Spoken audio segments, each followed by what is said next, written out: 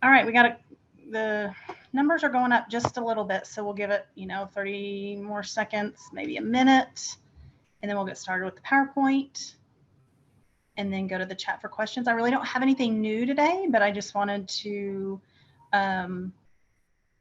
update, just refresh, touch base, answer questions, kind of what we do. I'm not anticipating any real new information from USDA anytime soon. We have even gone to a monthly call with them, so that kind of leads me to believe that not a whole lot new will be coming out anytime soon. But that with this whole time, can't really ever anticipate that. So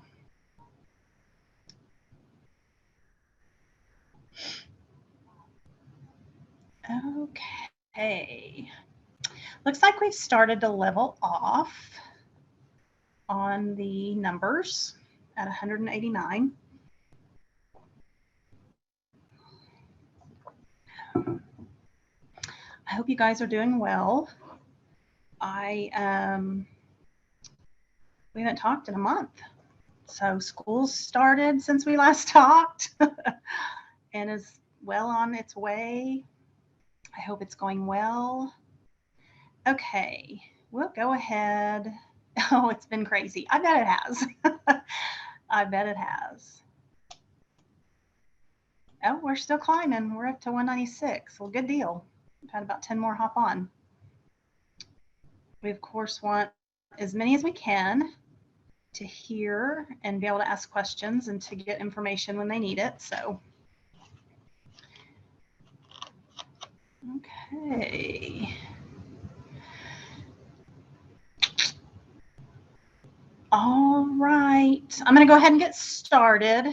As you all know, and most of you have probably already started, but the school year 22-23 renewal application has been open for quite a bit now. It was first part of July, so it's been several months, and we have many approved, and we're still working through many others.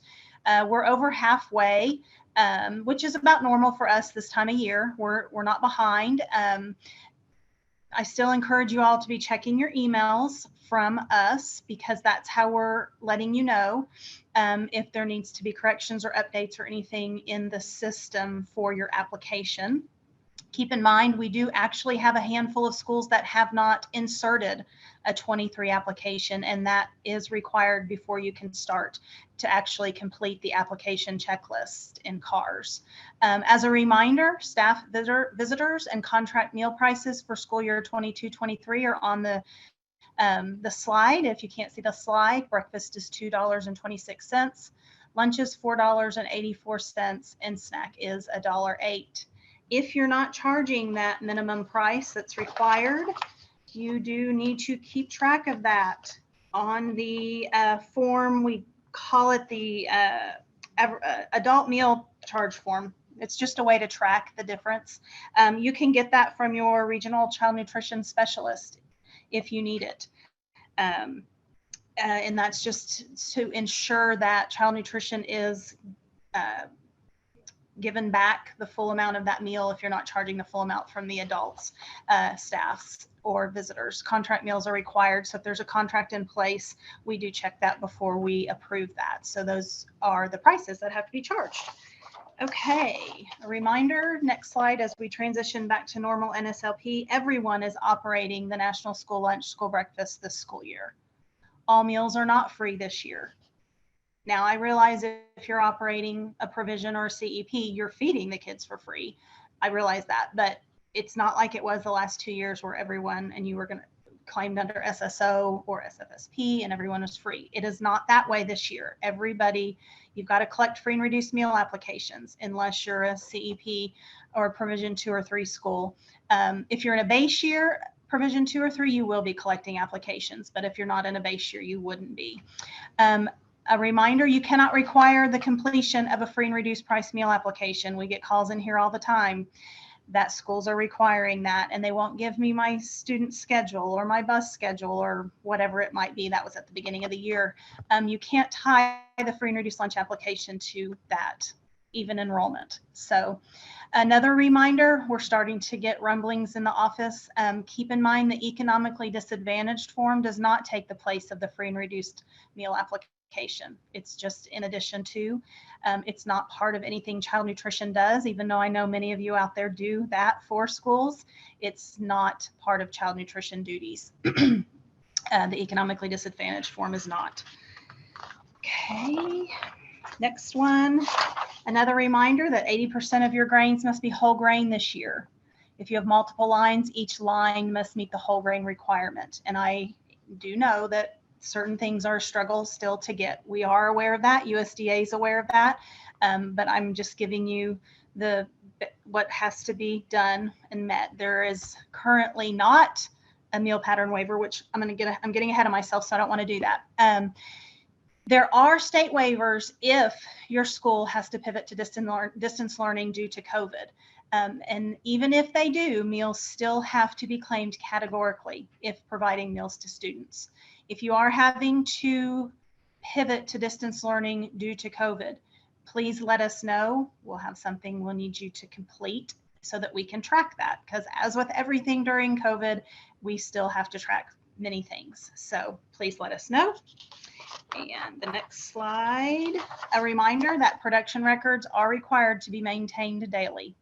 Nothing's changed with that. It was that way during COVID and it's still that way now. So keep that in mind. Make sure you're maintaining production records for breakfast and lunch and snack if you do snack. Right now, and USDA still continues to state that there will not be a meal pattern waiver for this school year. They have not backed off that yet. So I don't know if they will. I'm not going to say they will, and I'm not going to say they won't, but they haven't. So you need to be meeting minimum meal patterns at lunch. That includes your vegetable subgroups, whole grains. And yes, we all realize, like I said a little bit ago, even USDA, there still are supply chain issues out there. We do know that. We're willing to work with you. Reach out to your regional child nutrition specialist and discuss that with them. You can always call us as well, but please do make them aware as well. We have heard several and had several calls regarding temperatures. Do we have to take temperatures? Do we have to temp the food on the line? Yes, you do. There's even a place on the production records to do that. That is part of your HACCP plan at your local level. You all have a HACCP plan and food safety you have to follow. That is part of that. Refrigerator and freezer temperatures must be taken daily and recorded. And there's some punctuation issues there. I apologize. I threw a couple additional things on the slides at the last minute. And keep in mind, that's a requirement for commodities. So you have to be taking refrigerator and freezer temps. So production records, there's not a meal pattern waiver this year. Production records have to be maintained. Temperatures on the line, recording those on your production records. Refrigerator and freezer temperatures need to be taken. I saw the count go way up a minute ago, so I wanted to reiterate those things. Okay, next slide. Just a reminder for those of you that are provision 2 or 3, specifically base year provision 2 or 3. I don't think we have any 3s this year, but we do have some 2s. We have quite a few 2s, provision 2 starting base years this year. If you're using this school year, the 22-23 school year, as your base year for provision 2 or 3, you will claim in CARS just like you always have. That base year is just claiming like normal, free, reduced, and paid according to the kids' categorical status based on the free and reduced lunch application. And there is no need to complete the provision checklist in CARS at this time. That will be done at the end of the school year. It asks several questions about your base year and some other numbers. You don't need to do that right now because we have to do this year, all your meals claimed this year like normal in that base year, and then that percentage is applied going forward. So just claim, if you're a base year provision 2, claim as you normally would. If you weren't operating provision, you were doing traditional lunches, no provision. If you have any questions regarding that, Nikki Assad in our office is who handles provisions in CEP, and she can help you with that. Others can help you as well, but that is one of her main focuses, is provision 2 and 3. So we can put her email in the chat. I think Edgar will probably end up doing that. He normally does, or Kendra, one of them does. I know that. So Okay, talk a minute again regarding lunch debt from a prior school year. If we could go to the next slide, please. On page C80 of the Child Nutrition Manual, it addresses meal debt from a prior school year. And it just just as a reminder, all SFAs must have a written policy to address situations where children participating at the reduced price or paid when they don't have money to cover the cost of the meal at the time of the meal service. So you need an unpaid meal charge policy as well. And you add this policy to your student handbook and be sure and post it on your school's website, making parents aware of the charge policy. Most of you are aware that there might be this issue this year because you're charging for meals for the first time in 2 years. SFAs may carry over negative balance in a student's account into the next school year, except seniors who graduated the prior year, unless the school has a policy that's different than that. This also means that SFAs can continue to attempt recovery of uncollected meal charges from previous years. Any monies collected in the new school year should be treated as new revenue with the coding of OCAS coding of Fund 22 or Fund 11, project reporting code 000, and a source revenue code of 1710. That is also in the Child Nutrition Manual. It's probably right around page C80 with the other information that I read from the prior slide. As a reminder, if you do operate the at-risk after-school program, also known as supper meal, also known as third meal, but the real name is after-school at-risk program. If you are a school, which all of you are, you need and operate this program, you need to submit a bell schedule if you haven't done this already. And you can submit that bell schedule to cassandra.riddell@sde.ok.gov. And we are collecting those. We do still have a few, and we've probably reached out to you. Maybe Jennifer Pryor has reached out to you as well regarding this bell schedule. So if you haven't sent that, please do get that in. At-risk suppers or snacks must be served at the end of the school day or during any expanded learning time, which is part of the reason we're asking for the bell schedule this year. We're having to ensure that that is happening during expanded learning time, not during the actual school day. That's part of that requirement. And a lot of schools asking, when do I apply for at-risk if I am currently on it for the new fiscal year, because this is part of our childcare side of our programs, or CACFP, and it is runs on a federal fiscal year, unlike the schools, state and school year. It runs October to September, and that will be opening up the end of September. We've made a few changes to it for the better, especially with the budget. You all will be pleasantly happy with what we've done. So last year was we went too far in one direction and we're backtracking. So it'll be much better for everyone this year, specifically with the budget for CACFP at risk. The supply chain assistance funds round 2 were issued last Wednesday, I believe, the 7th. Those did go into your state aid account, but they are child nutrition funds. So please let your treasurer, your encumbrance clerk, whoever tracks funds in your district, that those were put into the state aid account on September 7th. They are child nutrition funds, and you need to use the OCAS project code 759. The same applies this year as it did last year for the use of these dollars. It can be used on non-processed or minimally processed foods. Remember, think milk and fruits and vegetables. That's what we recommended last year. That's what USDA recommended, and that's what they continue to recommend. So keep that in mind. Minimally or non-processed foods for the breakfast and lunch program only. I should have added that. So same information as last school year. And the dollar amount was probably pretty close to what you got last year. We did have schools that opted out. We took care of that. There'll be no reallocating of those funds. We took care of that on the front end this year. And so that has completely been dispersed for this school year. The next thing that we have going out are, and it should be this week. We're hoping maybe Wednesday of this week. Is that correct, Edgar?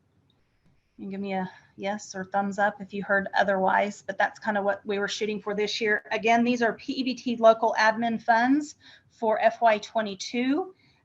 They are can be used on anything PEBT related, including labor costs for the person who's having to do these corrections and such. Okay, he confirmed Wednesday for PEBT.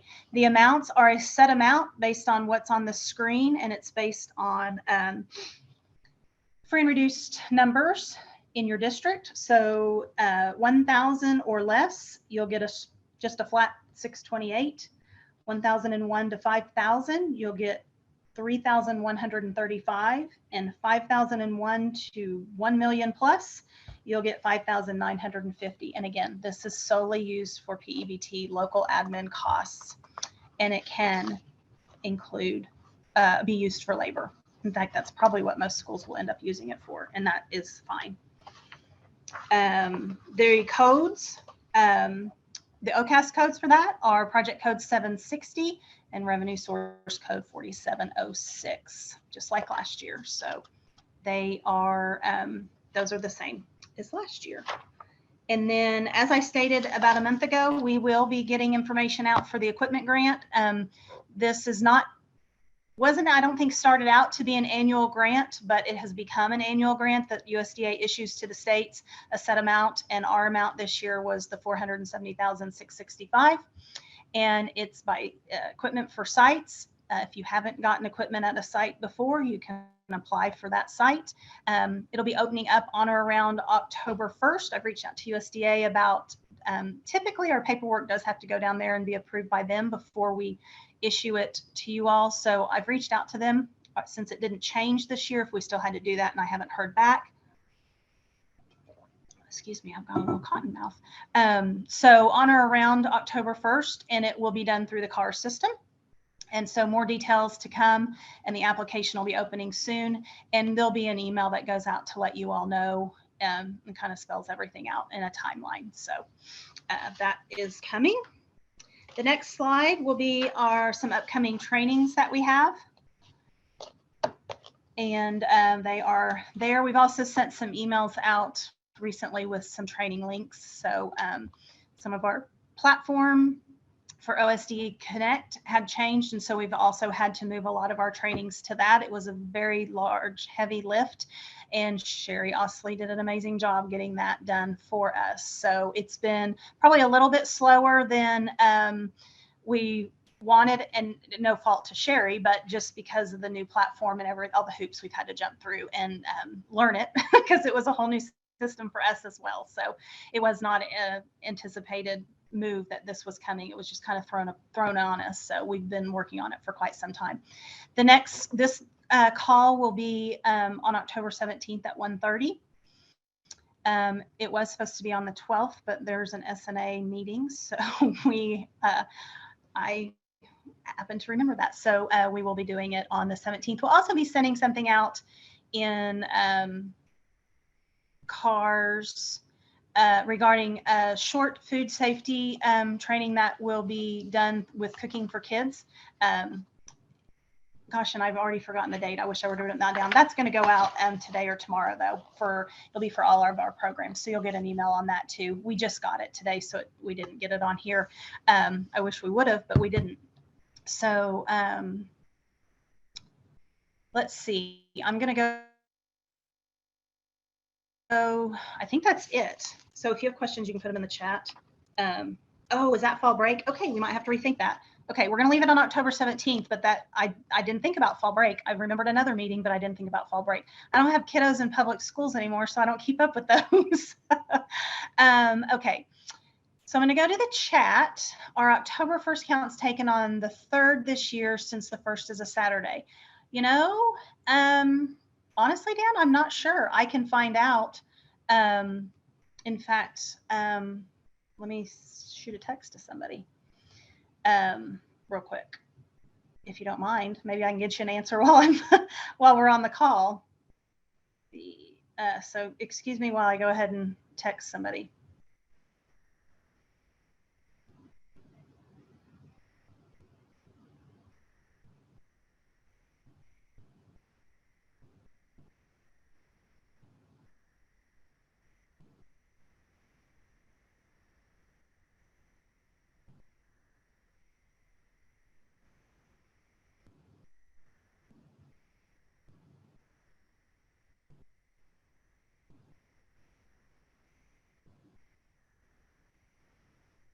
Okay, we'll see if I can get an answer. Okay. Let's see, Kim, as I understand it, DHS was going to do another sweep of students as of August 31st. Do you know when those monies will be paid out? I have parents telling me that DHS says they are not on our list. Yes, I know. Keep in mind, many student information systems were not talking the wave last week. I hope. Okay. I believe if those weren't pulled last Friday, sorry, my chat keeps jumping. They'll be pulled this week, maybe today or tomorrow. I haven't heard for sure, but yes, there will be that final, they're calling them pickup files for anybody that applied in July or August of this school year and was approved as free or reduced in July or August of this school year will be paid retroactively for the summer 22 PEBT benefit. And so they're going to do a pickup file. We'll be getting them that file. Those are slated to pay out most likely early October, because by the time we pull, data pulls the information, does what they have to do to get it the way DHS wants it, and then DHS does what they have to do to get the process and then the payments. It will most likely be the first part of October is what I'm hearing. I haven't, but I do need to find out if that file got pulled. So yes, that will be taking place. Is October 17th. Oh, fall break. Okay. September 21st. Edgar, what was that for?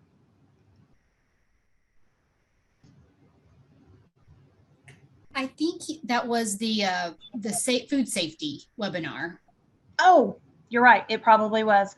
So there is the food safety, the short little food safety webinar or training that Cooking for Kids is going to do is on September 21st.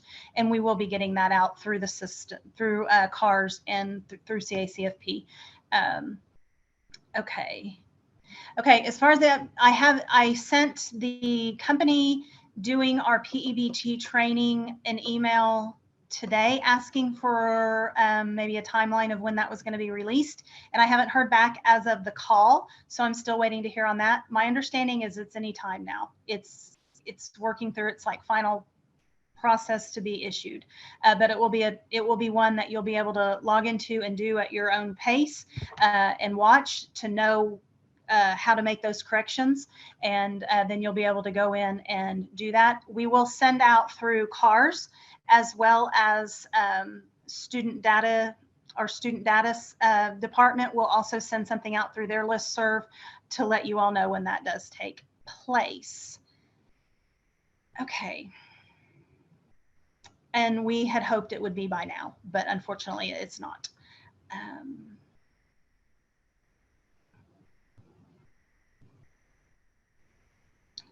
Yeah, fruit juice would be acceptable, but it would only be for breakfast and lunch. Yes.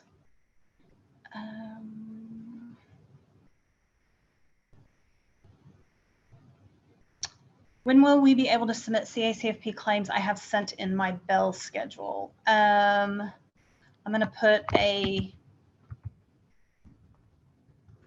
person in the chat that you can email. Cassandra Riddell. Let's see. Sorry, keeps jumping.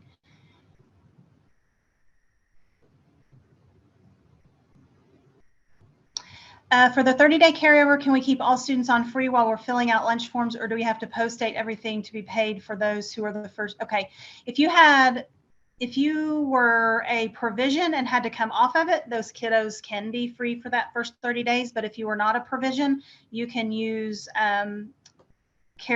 you can use a prior school year's free. You have to use a prior school year's free and reduced status for that carryover. No, not everyone was carried over as free. It was whatever their carryover was the last time they did an application. And USDA did allow, and I did opt into it, you could use the last school year that you probably had the most current information for was school year 1920. But if you get an application prior to that 30th day, you've got to take that application, takes precedence over their status. So if you have any questions on that, please reach out to your the office here or reach out to your child nutrition regional specialist.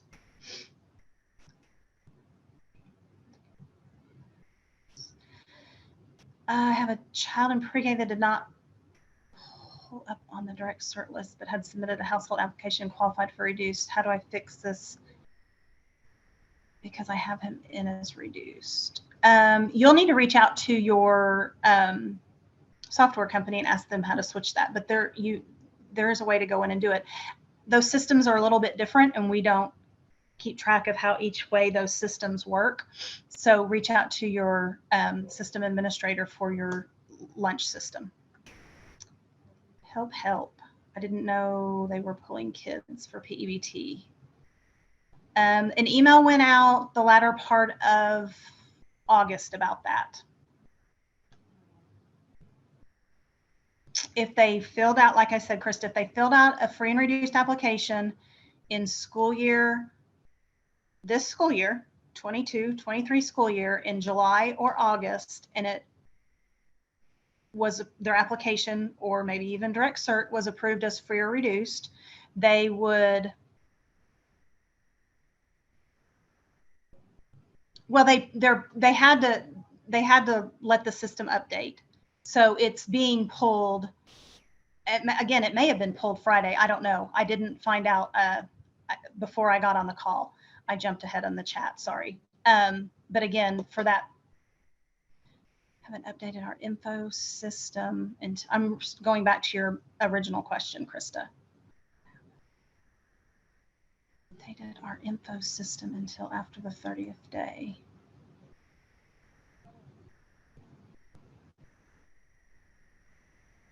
So when you say you haven't updated your info system until after the 30th day, we might need to talk, because we might need to discuss that.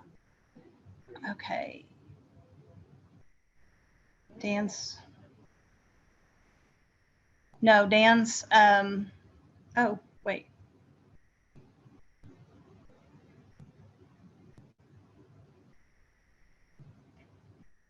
Okay, yeah, okay. Dan's question is getting ready to be answered because I just looked at my text message that came through. Yes, it would be done the next, if the first falls on a Saturday, it would be done on that Monday. So yes, is what I was told. Okay.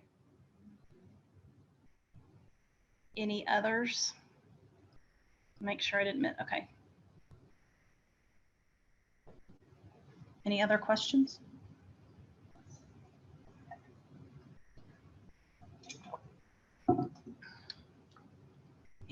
No?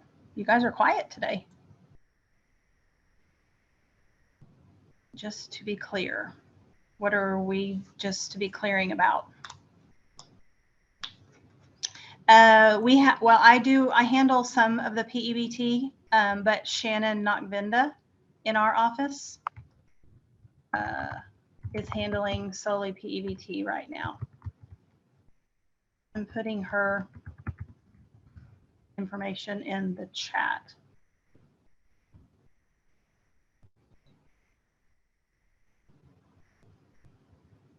You guys are tired. I'm not surprised.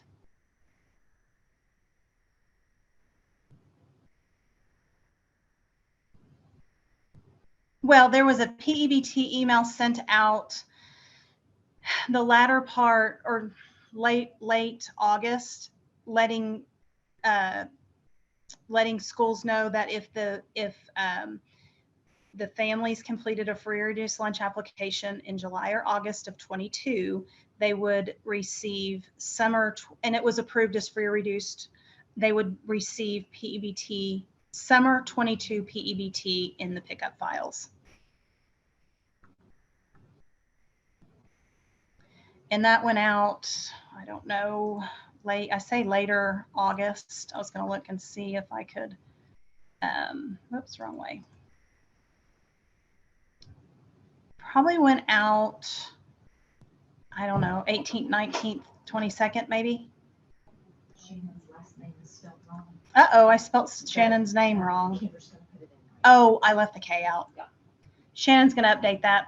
I mean, Kendra's going to update that. I left a K out of Shannon's last name. So it's corrected. Sorry, Shannon. Sorry, everyone. But yeah, she's handling PEBT in the office. I do take calls on it as well. Edgar helps occasionally, and then there's someone down on the first floor that does take calls, some calls as well.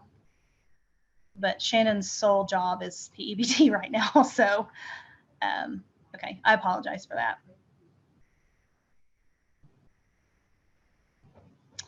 Okay, what's this? The whole wheat 8% is a little confusing. What about our processed commodities?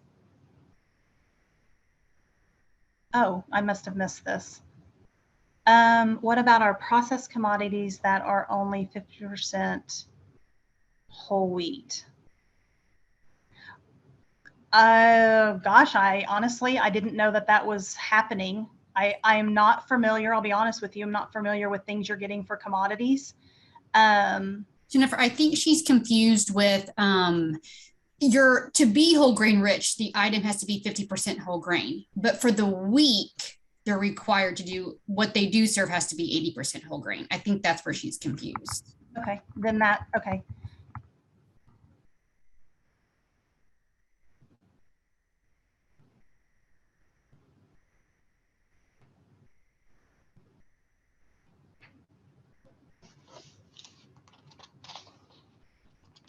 Okay, sorry about that if I confused you on that. Okay, anyone else?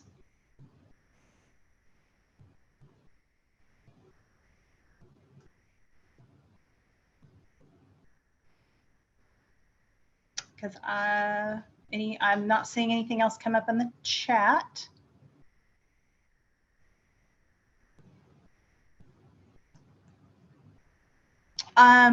Reviews, we're going to do reviews as normal this year, and in some instances, those are starting up.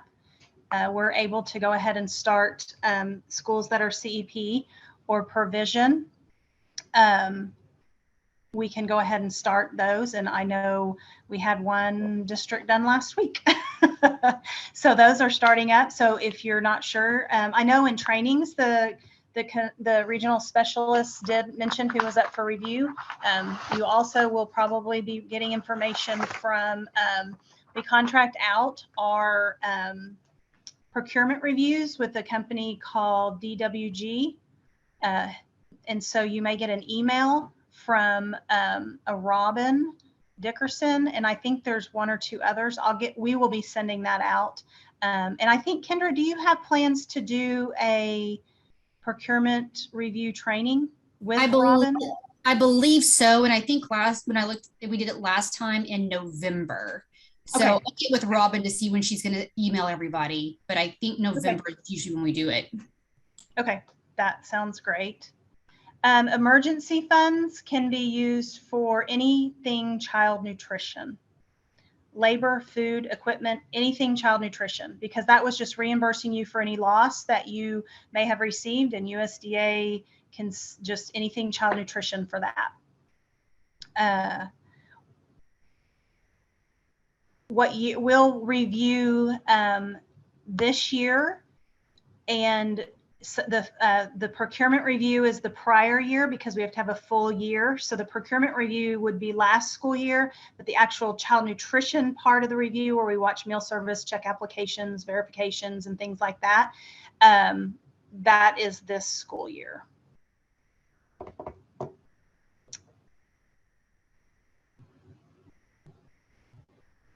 You're welcome.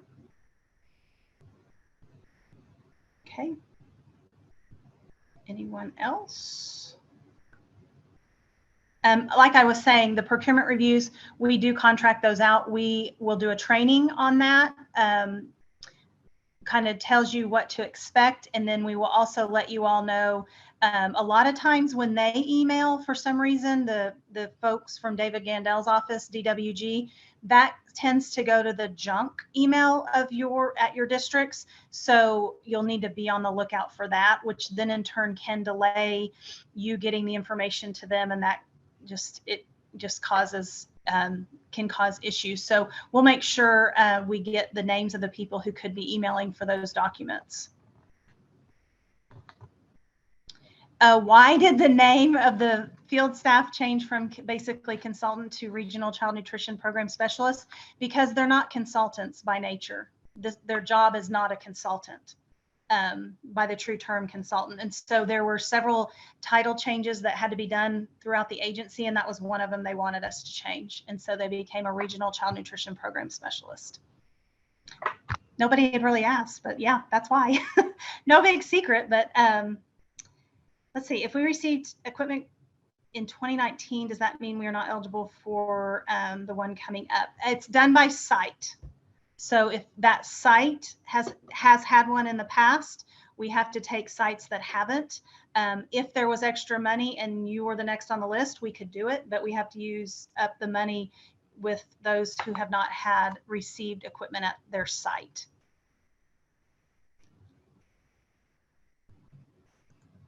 Okay, good questions.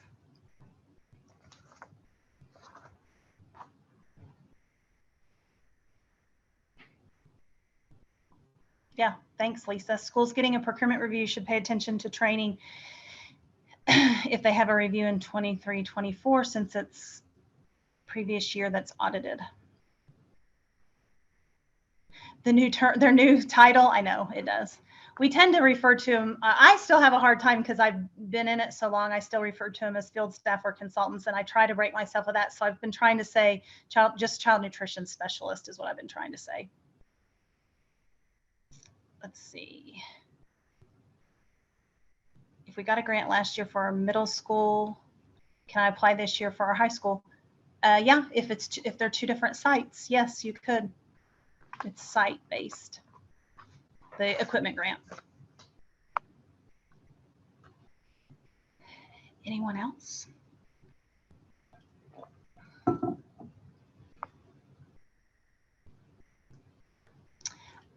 You can reach out to Rhonda Stevenson in our office, and she can look back at the history of the equipment grant, because we check those for the equipment grant when we award them to make sure they haven't been awarded before. So she's able to look back at that.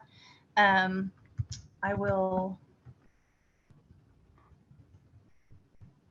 put her, I about spelled her name wrong too. Goodness, it's Monday. Put her email in the chat. You can reach out to Rhonda about that. I'm new to processing free and reduced applications, but I've had some families asking if a student adopted the foster. No, they are now part of that family. A foster child that has been adopted is no longer automatically eligible for free meals. That's in our child nutrition manual. We've had several calls on that this year. It's in the USDA eligibility manual, and it's in our child nutrition manual, both. Once they're adopted, they become that part of that family and have to be done based on family size and income, household size and income. If they're a foster child, they automatically qualify, but once they're adopted, they are no longer a foster child. Therefore, they become part of that household, family size and household, and it has to be determined that way, their eligibility.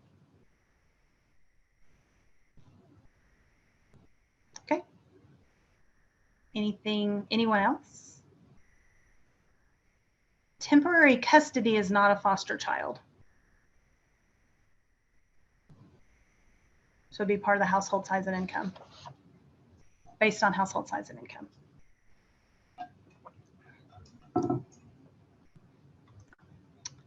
Okay, anyone else? Okay, you guys have had some great questions today. I don't want to keep you for no reason.